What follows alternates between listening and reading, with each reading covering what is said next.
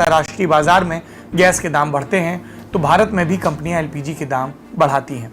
दाम बढ़ने पर भी जनता को कम कीमत पर रसोई गैस मिले, इसके लिए सब्सिडी सरकार देती थी, जो अब लगभग बंद हो गई है। नियम के मुताबिक सिर्फ 10 लाख से ज्यादा कमाई वाले करदाता या जिन्होंने सब्सिडी स्वेच्छा से छोड़ी उन्हें ही नहीं मिलनी चाहिए, बाकी सब सब्सिडी के हकदार हैं। लेकिन सरकार ने चुपके से लगभग सबके लिए ही सब्सिडी बंद कर दी।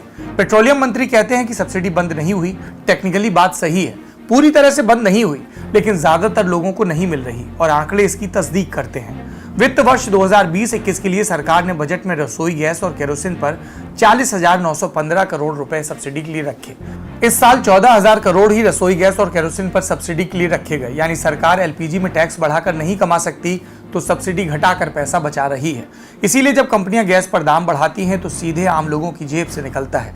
रसोई गैस का मामला भी लगभग डीजल और पेट्रोल की तरह बाजार के हवाले हो गया है। अब पेट्रोल डीजल की बात करते हैं। लगभग हर रोज पेट्रोल और डीजल के दाम बढ़ रहे हैं। 10 से ज्यादा राज्यों में पेट्रोल का भाव 100 रुपए के पार। सत्ता पक्ष के नेता इसे सही ठहराने वाले तर्क देते हैं। कोई कहता है तेल महंगा हो गया तो साइकिल से चलना चाहिए, कोई तेल के दाम बढ़ने को पिछली यूपीए सरकार की गलती बताता है। आज वित्त मंत्री निर्मला सीतारमण से भी ये सवाल पूछा गया तो उन्होंने जिम्मा राज्यों पर डाल दिया। कहा कि केंद्र का टैक्स तो फिक्स है, राज्य बढ़ाते रहते हैं। सुनिए। Centre levies fixed amount, it's not ad valorem, whereas states, the rate increases as the price increases as well because theirs is ad valorem.